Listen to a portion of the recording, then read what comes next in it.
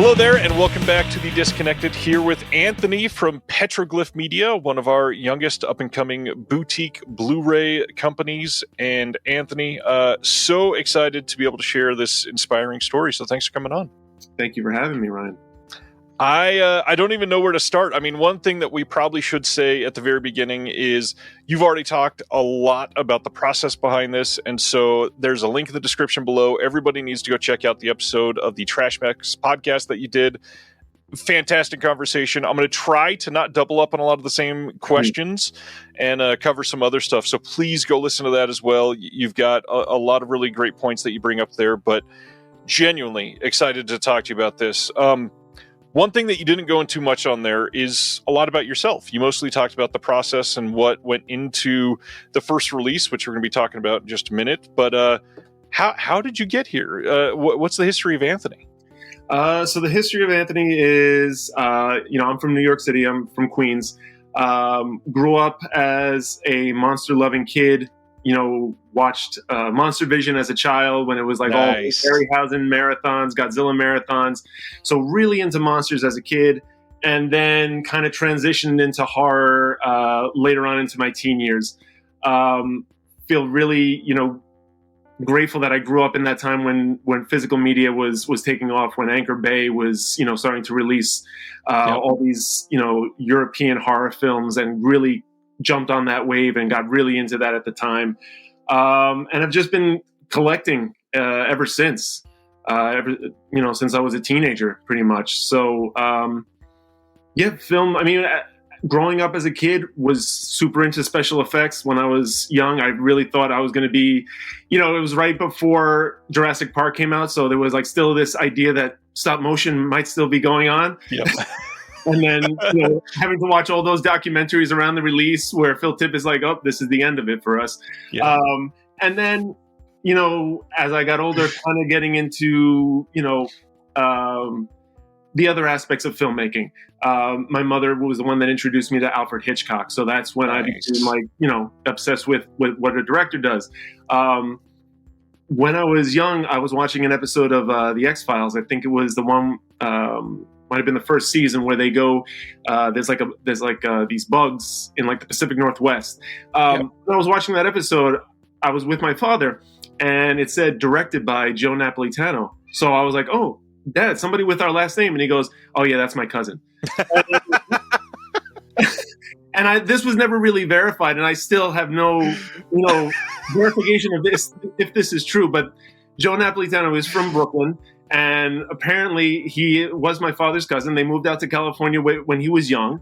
And he, when IMDb came out, I looked him up and totally did not look at the rest of his filmography, just saw that he worked on Kingdom of the Spiders. And I was like, amazing. That's great. Totally nice. Blew past the fact that he was the first assistant director on Scarface, Blowout. But no, Kingdom of the Spider was what mattered to me at the time. So, that's incredible. That and having that idea planted in my head that somebody in my family tree works in Hollywood made me feel like, well, maybe that'll happen for me one day. And I honestly think that all of us that collect these movies and are really into the special features, deep down inside, we all want to make our own films. And I think that's why we gravitate towards this stuff. Yeah. The special features are not for the average people that were buying them from Walmart and Best Buy in the first place. They were always meant for people like us that want to be filmmakers. So yeah, that's kind of me summed up. Well, as a surprise, here's cousin Joe. Let me bring him in. I'm just kidding.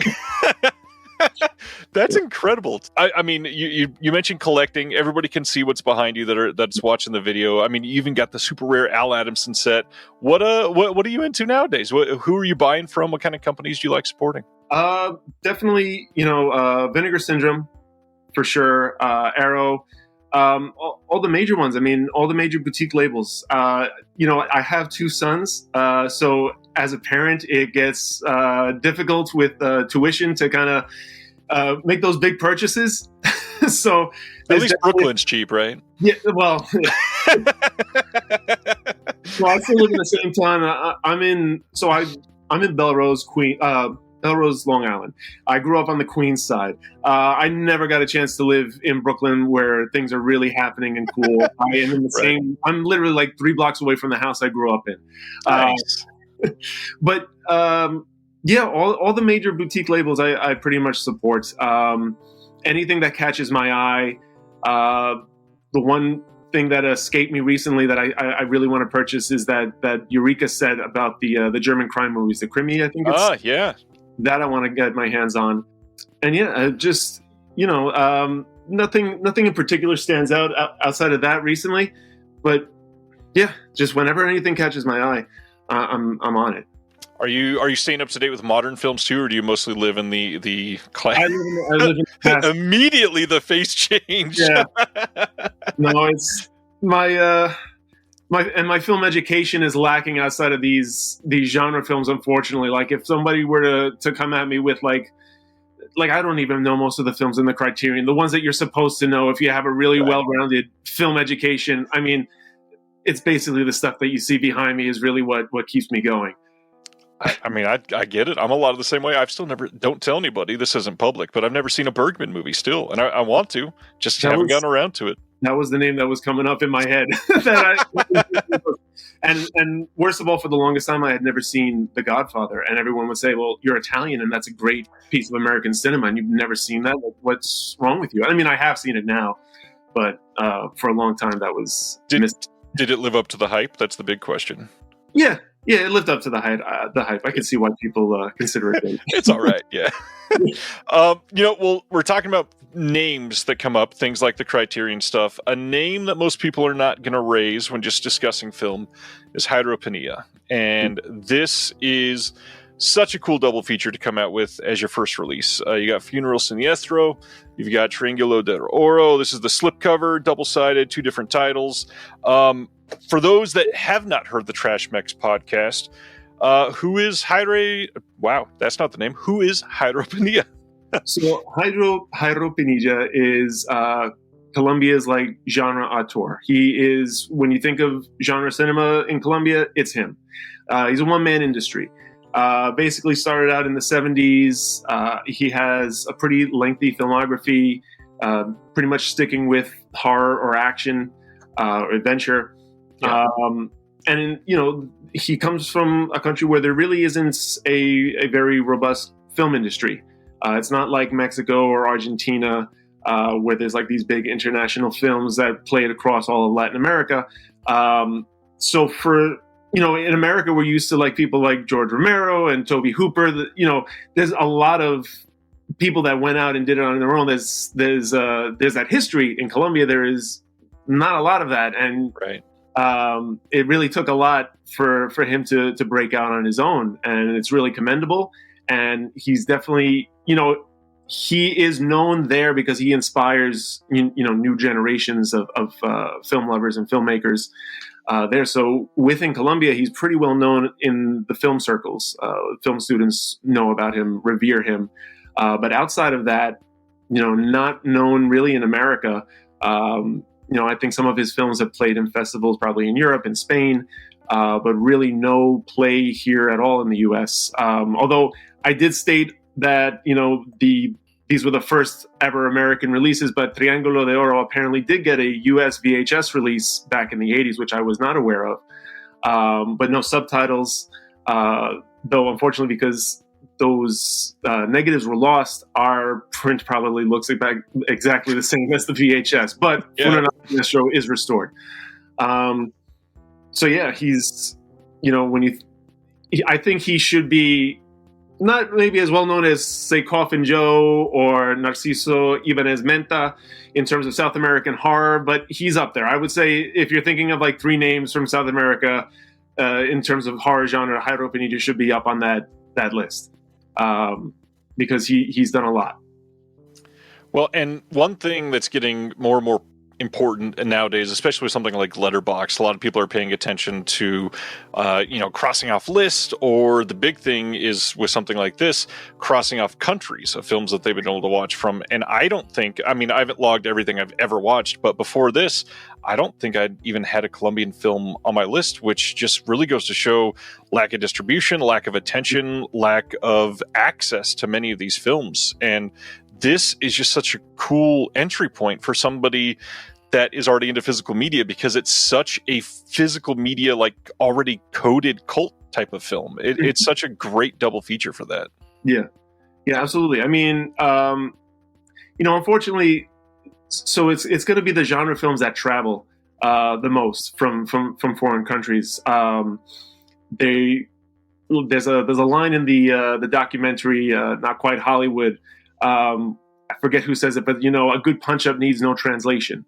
Like, fights sell anywhere in the world, and I think gore genre films sell anywhere in the world, no matter where they come from. It's true. So they're the easiest access point to kind of getting people from the outside to look in and see what your country has to offer. So it's a good cinema is a great soft power to have to let people know about your country, your culture, and things like that. And for anyone who doesn't know anything about Colombia or hasn't seen a Colombian film, this is a good entryway. One of the things that I say on the back cover of the disc is that, one of the people who was really inspired by Jairo Pinilla is Ciro Guerra, who is the first Colombian director to be nominated for an Oscar for Best Foreign Film for Embrace of the Serpent. So, that lineage right there from Jairo Pinilla to this guy, he inspired a lot of people. One thing that it means more and more to me as I've watched more of these movies. Roger Ebert was quoted once as saying movies are empathy machines. And for me, which is hilarious because my day job, I work for immigration, and I've never been fortunate enough to be able to travel outside the country. Mm-hmm. And so being able to see like traditions and part of people's culture through something like this really is, for a privileged white cis male, like the direct access to this form of empathy with Colombians specifically, if they are in their home country. At least, I can meet Colombians here just the same as speak to them, but it's not quite the same. And being able to literally see a funeral procession or how their filmmaking history came to be, it's such a unique way to envelop yourself in that. Yeah, no, I mean, film is like it's your first passport. Going to the video store as a young teenager, being able to rent films from around the world. You have access. That's your travel before you can freely leave the country. You're visiting the world through the lens of other filmmakers and how they viewed their country and how they viewed certain topics and things going on there. So yeah, definitely gives you insight into other cultures. The physical release itself, we got to get into this. Obviously, you're excited about these films. You are excited with the filmmaker. You're inspired by the story. You want to get it out. How do you go from that to saying, well, shit, I got to do this myself? So big inspiration for me, Bill Olsen from Code Red. Oh, wow. Nice. And I'll say why. Because he let so much of his persona be on the internet that you kind of got a real feel for the guy. Yeah. And you could kind of walk away and say, this process might not be as mysterious as I'm imagining it to be. Mm-hmm. And this sounds like a regular guy who doesn't necessarily have to have like some business degree or film education. Like, he just probably went out and just did it. Yep. With it and just gumption. And maybe I can do the same because I've collected enough. I've listened. I've read enough, of the Blu-ray boards and whatnot. Maybe I have enough knowledge that I can give this a shot. And that was kind of like the impetus. I just felt like I could do it. So let me see what happens.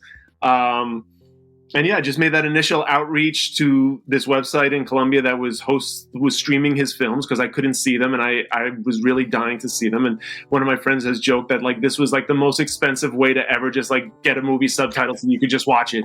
Like, that's what it was, just this passion project so I could just finally see it, because I didn't see the movie until it was like restored. Wow. Like, I did not watch it beforehand. Like, I licensed it blind, just going off of how significant it was historically. And just from the few clips I had seen from it, I just kind of knew off the bat that this was going to be something I would enjoy. So it didn't feel like too much of a risk. Like I knew I was going to love it no matter what. But yeah, it was just a leap of faith, I guess. Inspired by Bill Olson, and then the actual physical product. Obviously, there's a lot of uniqueness in this. You've got the double-sided slipcover. You've got the really great double-sided original art here. Is there anybody you were trying to emulate with your actual physical product? Obviously with the slipcover, trying to be like Vinegar Syndrome. Of course. With the artwork, so I kind of like just pulled out all my favorite Blu-rays and looked through the artists, and one of them was the Suspiria, the 4K, and it's the same artist. I reached out to him because I found out that he was from Colombia. He had done he had done Suspiria, he had done Demons, and I was like, I like this guy's artwork. He's from Colombia. It just feels like it has to be him, and he was very very eager to do it. He knew of Jairo Pinilla, and he was like, wow, he'd be honored to do it. So I was glad that worked out. And he was a huge help because I don't know how these things get formatted. He helped with the layout of the paper that goes into the sleeve. I didn't know how to do any of that. He offered to help me on that. And, when the next release comes about, we're going to be working together on that next release because he was just such a huge help getting this release to where it is, to looking as professional as it does. Honestly, I mean, the art was the first thing I saw, obviously, when you go to the website, but he captures the faces in this so perfectly. It is crazy how much the likeness is exactly what it looks like on both sides of the slipcover. I mean, both of the films, it's immaculate what he did. Yeah, no, it was incredible. I was overjoyed when I saw the results. And we worked on it a few days. Like I was giving him so for Triángulo de Oro, like the points of reference, I'm like, just look at all those Italian ripoffs of Indiana Jones, like the posters for those, like that's our point of reference when we're trying to create this thing and come up with how we wanted it, everybody positioned. So that was a really fun process. But yeah, really happy with the results. On the Trash Mex podcast episode, you mentioned a lot of things that, you just talked about how it was a risk, but during this process, you're losing your job, you're unemployed for parts of it, you're trying to figure out how to handle, translating over the phone while signing agreements. What was the biggest thing in this that you never saw coming that just shook you in the process? The price for the restoration is like most, because I had a certain budget in mind, right. And I didn't really, I think I had seen somebody else quote how much it costs to produce a Blu-ray, and it was somebody saying, "Oh, Kino said this at one time, that this is how much it costs." And I was like, "Well, I just happen to have that now because my mother had sold her house, and me, my brother, my sisters, we all got a little chunk of that." And I asked my wife, I said, would you be gracious enough that I kind of pursue my dream with this this bit of change? And she said yes. And, it obviously ended up costing more than that, which is why it took so long, because I had to wait until I had the next round of funds to keep going. But yeah, when I saw the price for the restoration, I was like, oh my God. I was like, I think the next release, I'm definitely going to look for a film that has already got an HD transfer already made, probably, because I don't know if I'll be able to do this right away again. That was the biggest thing. And there were one other thing that happened was, and I don't want to make it sound like the company that did the restoration did a bad job. It's Metropolis Post, who did Eraserhead, Grey Gardens, Pink Flamingo. They're amazing. But when they scanned the film, apparently somebody's eyelash fell into it, and they discovered that once we had already sent it back to Colombia. So then I had to ask for the archives to release it again and send it back to the US so they could rescan it. No. And that was I was freaking out when that happened. I was like, oh my God, they're gonna hate me for this. And because I was just so nervous that something would happen, because it was the last copy of this film available. Like, there's no other materials for it. I'm like, if I'm the one that loses it, I'll feel horrible. But luckily that wasn't the case. Metropolis Post took care of it. They were amazing. But that was one thing that popped up that like really scared me. Like, oh, really? That's a lot to ship it back and forth twice. Yeah. And I mean, gosh, that's terrifying. Yeah. in so many different ways. I understand if you want me to cut it, but I am going to ask, for anybody that's inspired by your story, can you share how much the restoration cost, or ballpark at least? Gonna say ballpark. The cost of a brand new 2025 Hyundai Santa Fe. All right, that's I don't know if the company would want me to share their right. prices. I'll say this. I chose them because I wanted to go with somebody in New York so I could come and keep an eye on the process. They did reach out to AGFA. Their prices were around the same, I think. But I wanted it to be in New York so that way I could come in and see how things are going. So, and I was really happy with the work. It took a while. Like I said in the other interview, I don't know if that was because that's how long it really took to do it, or because A24 just like took preference over my stuff. I don't know. Right. But yeah, so cost of a brand new car was just the restoration itself, and that's what my initial budget was. Right. So, yeah.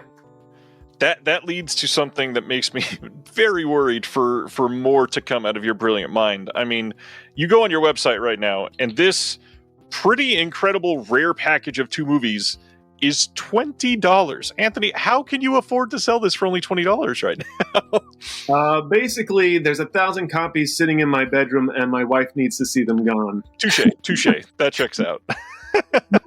But seriously, I had priced it at $30 initially when it first came out, and nobody saw it. And I just thought to myself, this might be a hard ask, because you can charge. Today's Lucio Fulci's birthday. Happy birthday to Lucio Fulci. You could release a 4K of Lucio Fulci right now and charge whatever you want. It's built-in name recognition. People will pay that price. Nobody knows who Jairo Pinilla is. How could I dare ask somebody, even for a double feature, to pay $30? I didn't feel like I was really going to get anywhere with it. And it was at that price for about a month. I probably didn't do enough promotion at that time either. The part about me losing my job was right when the promotion started kicking in, because I suddenly had a bunch of time. And but I just felt like 20 was like, you can't say no to 20. Right. And my main thing was, I want this guy to get exposure more so than anything. Yeah. I did not do this to get rich. Obviously, I would like it to eventually become profitable so I can continue doing this and make this my thing. But money was not my main focus. My main focus was kind of preserving this film for my sons, getting this director exposure in the United States. He has a lot more films. And like I said in the other podcast, I don't want to just be the Jairo Pinilla guy. I want to branch out and do other things. So if any other labels are listening, he's got a lot of other stuff to offer. And it'd be great if somebody put together a box set of his films, because I want him to be more well-known.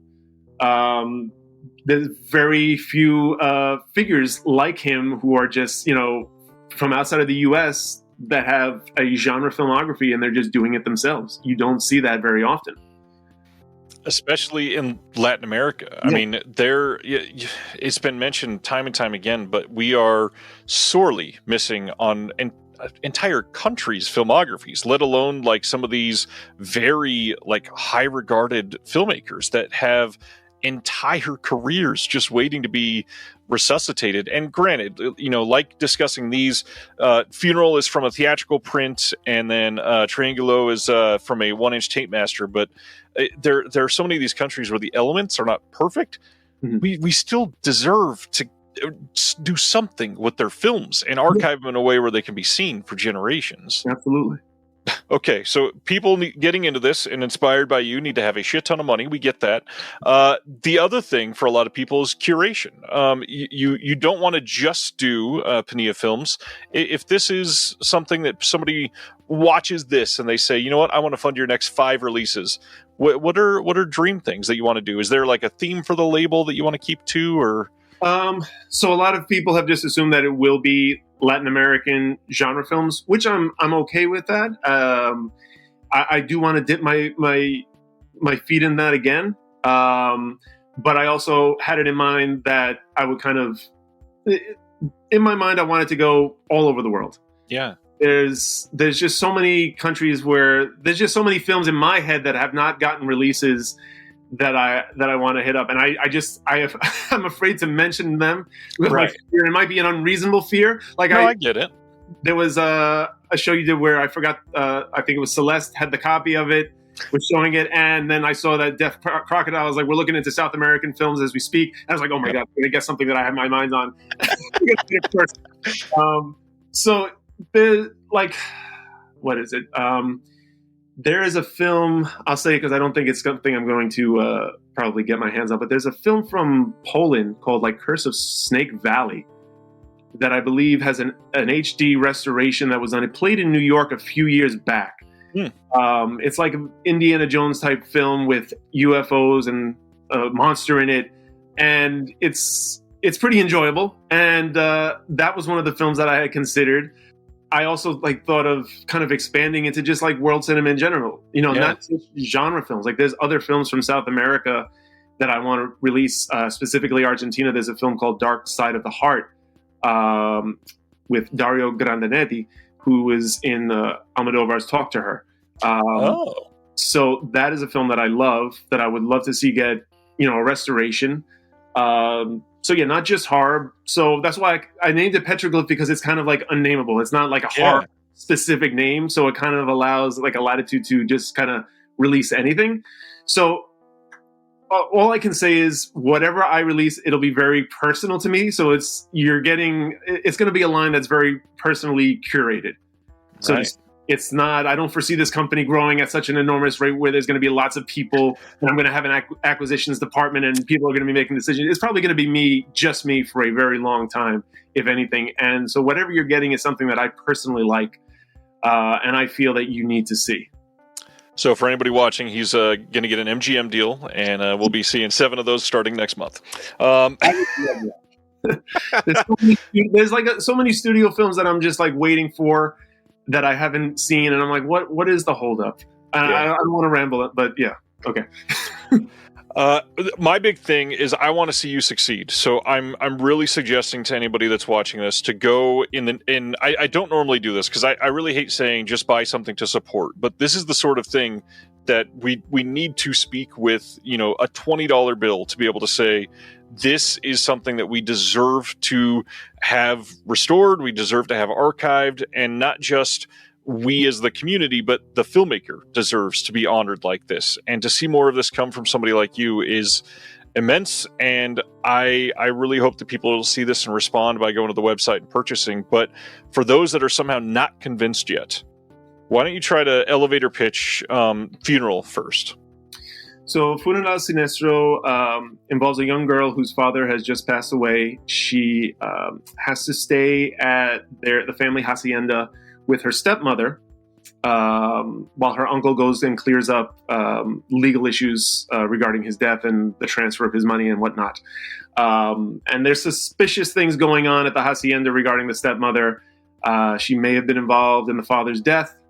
And this young girl is very afraid of being alone, very afraid of the supernatural. And without giving away too much, things escalate from there. Some people see things they're not supposed to see, and some murders take place. And it's a slow burn, but it's got a lot of atmosphere. Definitely, I think Armando from Trash Mex said it best. It's like it's a film that you have to watch with the lights off in the dark at night. Yep. To get the full effect. It is one I rewatched last night to be able to talk about it again, and sure, it's not the greatest movie ever, but there's so much to enjoy about it. I mean, first off, the restoration for being from a theatrical print looks pretty damn great for how old it is. One thing I really wanted to point out that didn't get into a lot of detail in that episode is the sound in this movie is so good. Like there's not just atmospheric sounds either. There's like iconic sounds that I will probably never forget. A couple of the things that you hear in this movie. It's great. That's awesome. That's great to hear. There's the stepmother in one scene. She goes to laugh and she does this really like throaty, and it's so funny in the moment that she does it. It's great. So that's our first one, but our second one, which is a really great, by the way, this is an incredible choice for a double feature, but it pretty much could not be more different than Funeral. So tell us about what we're getting on the other side of this. So Triángulo de Oro is a very pulpy adventure film, very much probably trying to ride the waves of Indiana Jones. We have an island, a treasure map. There are radioactive plants, man-eating plants. Basically, this woman, I forget if it's her, I think it's her brother, that goes treasure hunting on some island that they've heard about since they were a kid. He comes back, he's got all these burns on him, and there's these other people that are looking for this map. They get it, they kidnap her, they take her to the island, and it's up to her brother to come and save her and his nephew from what dangers they encounter on Ghost Island. So really fast-paced, different, totally, like you said, very different from Funeral Sinestro, much more fast-paced. It's got a great barroom kung fu battle in the middle of it. But yeah, I chose that because I felt like these were the two films from his filmography that would stand out the most. You have one that's the first Colombian horror film, and you have this action film, and I felt like these had the elements that they could put together, they could sell really well. Well, speaking of that, one of the main things I wanted to hear near the end of this is the reception to this. So, first of all, how has it sold? Are you pretty happy with what you've gotten out there so far? Yeah. So it's a limited edition, 1,000 copies, and we're close to the halfway point, and it's only been selling since March. So for a film that nobody's really heard of beforehand, I feel that's pretty good. So I'm very happy with it, and if I can be gone with all the copies by the end of the year, I'll be extremely happy, and my wife will be happy. I was about to say the wife will love that. People enjoy that they have more space to play in the house. But yeah, no, the reception has been great. I've been getting a lot of messages on Instagram. I was never on social media at all because I really hate it, but I have to for promotion and whatnot. And people write me messages. People who are from Colombian lineage or background saying they had never heard of it, and this is what they had always been looking for because they're genre fans and they always wondered about this. So to hear that is just amazing. That really, really makes me happy because that was what I kind of aimed to do. Because that's important. It's important to see people from your culture doing the things that you want to do, because it kind of gives you permission to do it as well, in a sense. What about the receptions to the films themselves? Have you been paying attention to Letterboxd reviews exploding and people finally starting to talk about Pinilla? Most of what I saw on Letterboxd was good. I think there was one review that was kind of negative, and I was like, I shouldn't look at this anymore because it's going to hurt me as if I made the film myself. I shouldn't take it so personally. But no, everything has been pretty good. I was very, careful to not try to oversell the films. This is not a gore fest. Somebody had written that it's it might not be even classifiable as a horror, but you know what? Everybody else online has spoken about it as a horror film, so I have no problem. It's definitely a horror film as considering it horror. But no, everything that I've read has been pretty positive. So I'm happy that people have enjoyed it. The length on Funeral Sinestro is a bit much. People comment about that, but that's understandable. Totally understandable. The big thing, though, is just seeing the access. I imagine this has to be super gratifying to see, your film come out and then suddenly, the Letterboxd reviews are going to shoot up because people couldn't see this before. Yeah. Yeah, no, it occurred to me maybe 2 or 3 weeks after I had started selling copies. I was like, I should check Letterboxd and see what's going on there, because I had, previously there had only been 3 reviews each for both films. Wow. So it really wasn't much out there. And then to see it slowly, start to rise up in number was gratifying. Yeah. I don't remember how soon after you launched I even discovered that you were a thing yet. How did you first get the name out about Petroglyph? So basically just got on Instagram. I had a friend cut a really nice trailer. And I think I was telling, the guys from Trash Max, the algorithm worked because I had always, like I said, I've never been on social media, but I kind of always cyber stalked Armando because he just puts such amazing stuff on. So I was as soon as I get on Instagram, I'm going to follow this guy. And I guess through following him, it kind of went out to everybody that follows him. And I guess it just kind of worked that way. And as I started putting up ads, I started getting more and more, people into it. And then when you posted about it on Instagram, that shut up like it was crazy that weekend. So I really appreciate that. Like I came home and I was like, oh, I got a sale. And I was like, wait, I got another one. I'm like, what the hell's going on? It's like one after the other. Like this wasn't happening. It was like before that it had been slow, like maybe one or two a day. But then it's like one every like 10 minutes. I'm like, something happened. Wow. I was checking. I was like, oh, the Disconnected wrote about it. So thank you for that. That was a huge. Of course, that's literally all I try to do is help small groups like this. And funny enough, I think you mentioned him in the Trash Mix podcast, Mondo Macabro, Jared Honor from Mondo Macabro. I don't think I told you this yet. He's the one that let me know that the release existed. He found out through some way, and he went, "Did you know about this? Because I'm sure you want to post about it." And I went, "Hell yeah, I want to post about this. This sounds great." And post about it immediately, and then it has exploded. I mean, we've talked about it. I've got my own Discord. Many people in the Discord have purchased it, so we've all talked about the films in there, and it really seemed to just word of mouth keep going, thankfully. That's awesome. Yeah. No, I'm really happy with the reception. That's great. So yeah, no plans for a second release or anything. We got to get this one out of the bedroom. But other than that, other than purchasing it, I'm assuming that sharing the information about this and word of mouth is the best way for people to support you right now. Yeah. It's available directly through me, through my website. Diabolic DVD has copies of it. There was some other company in the UK that has it now too. Treasured Films, probably? I think that's the name of them, yeah. Film Treasures is the name of their online site, I think. Possibly. Or was it Strange Vices? Oh, maybe. I don't know, but if you're in the UK, there's somebody there. I'll find it in the links in the description. Yeah. Anything else that you want to hype up or promo or anything else that I can do to help? No, I just want to say to everyone who's already purchased a copy, thank you so much. You have no idea what it means to me. Anybody who's on the fence, $20, you can't go wrong. And yeah, once all these copies are gone, I don't know if there's going to be like a standard, edition of it. Just depends on how quickly I run out. But then hopefully soon I will start working on what that next release is. And I do not plan, even though I know it will be just as difficult as this first release, I do not plan to disappear into the ether. You will hear from me again. Amazing. And yeah, I mean, you can tell on the spine, it is Petroglyph Media #1. So that there has to be a #2. That's the rule. Absolutely.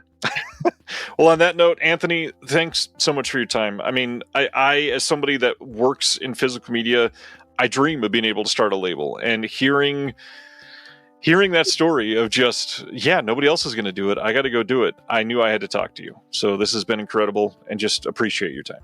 No problem. Thank you again for having me on. Well, hopefully we'll chat again soon. Everybody go purchase from the link in the description below. We'll see you next time.